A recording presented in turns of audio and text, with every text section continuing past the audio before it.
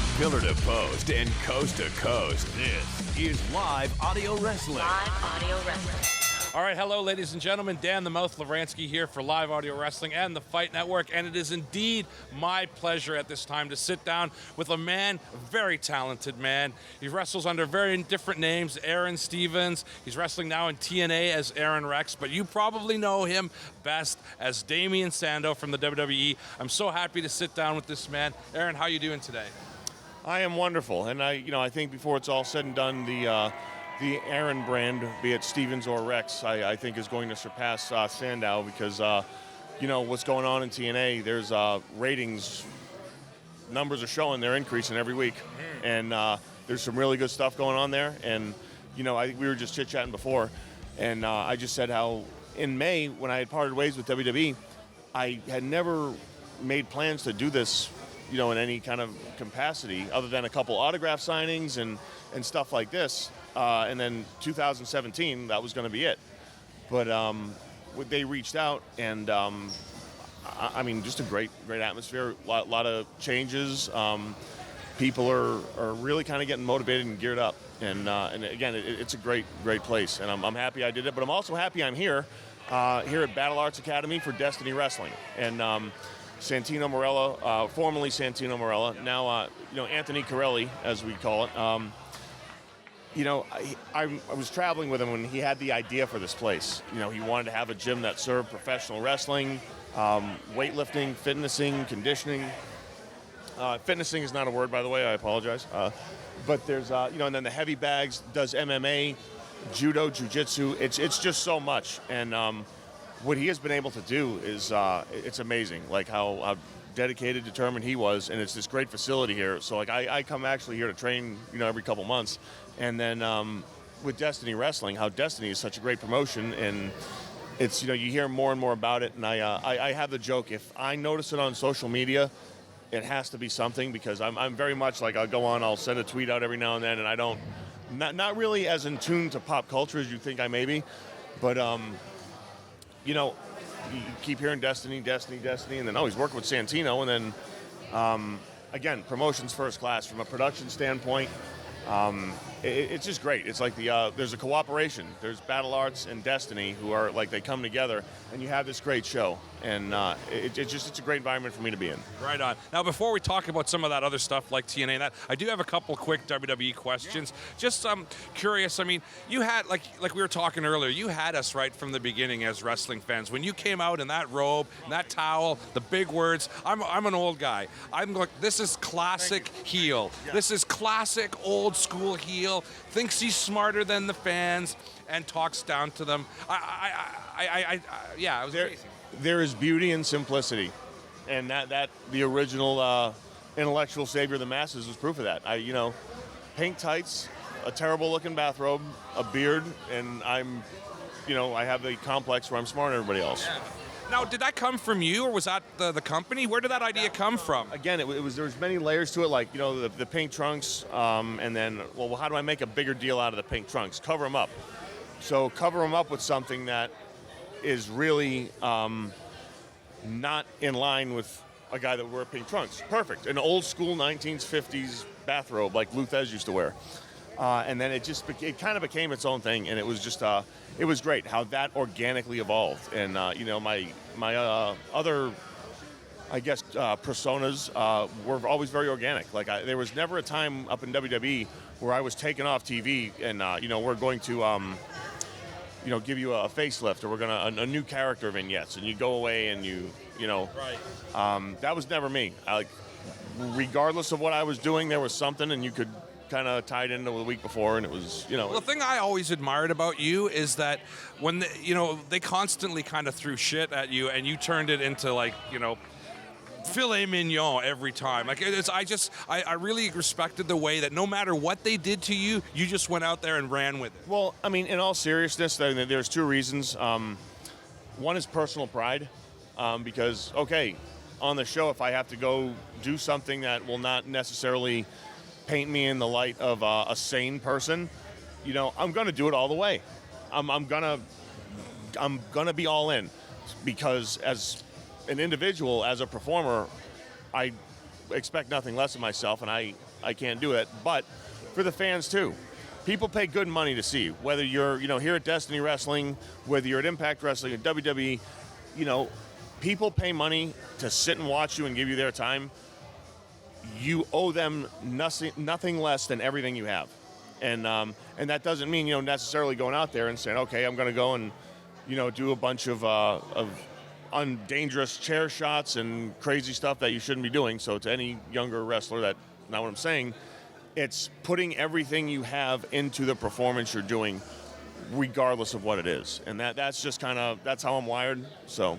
Yeah. Now, was it somewhat frustrating because it was obvious the fans really dug you? I thought the stuff was over. And why? I don't understand, especially the Money in the Bank thing. I just don't understand that at all. And it must have been somewhat frustrating for you because it was obvious fans were digging you. Yeah, I wasn't the happiest guy with the Money in the Bank thing, but again, I mean, in life, stuff happens that we don't like. How long are you going to sit and go, oh, what do I go? No. Guess what? The sun's going to go down. It's going to come up the next day, and you got to move on. And that was always my philosophy. No matter what, you keep going. You keep moving forward. You keep, a truly good talent can make anything work. They said Ric Flair could wrestle a broomstick. You know what I mean? He could. That's what makes Ric Flair great. And, because he is a guy, he put everything he had into everything he did. So, yeah. So when it came down and they finally let you go, was it almost kind of a relief? They're oh, no, absolutely. It was, hey, thank you guys for everything you've done. I appreciate it because I had a bunch of stuff going on, in LA. There's been some projects that have come up, and so yeah, it's really kind of life was just pushing me in a different direction, and it just kind of, John Gaborik gave me a call and we talked. I know him; he's a great guy. I've always known him as a stand-up guy. So, okay, what do you got? And we talked back and forth, and fine, I'll come down. Let's do it. And man, I could not have been happier. Could not have been happier. And such a great locker room. Really just blew me away. And I didn't really care to do anything in wrestling past what I call my thank you tour, because I did want to get a chance to meet fans kind of up close and tell them thank you for giving me the career I had, because the fans gave me my career. And I will stick to that. I've been given opportunities by the people, but the fans essentially, and they make everybody's career. It's not just me. You're made or broken by what they think you ultimately. So, yeah, that was it. And then now it's I went there, and after a couple of days, it's okay, and I'm reinvigorated. I have a renewed passion for this. And Impact Wrestling, and you're already starting to see a different side to me that I necessarily wasn't given the opportunity to show. Maybe the show wasn't long enough, and again, it's not like I'm saying, oh, they didn't give me an opportunity. No, that's just what happened. It is what it is. There's no anger or resentment. I mean, no, you employed me for 5 years. Thank you. Actually long before that in developmental. So, yeah, I mean, it is what it is. And, you wish success on everybody. And at Impact, that's everyone is working for the fans. And that's what the good thing is. And let's talk a bit about Impact, which you can see on the Fight Networks every Thursday at 8 p.m. Yeah, I think it's great.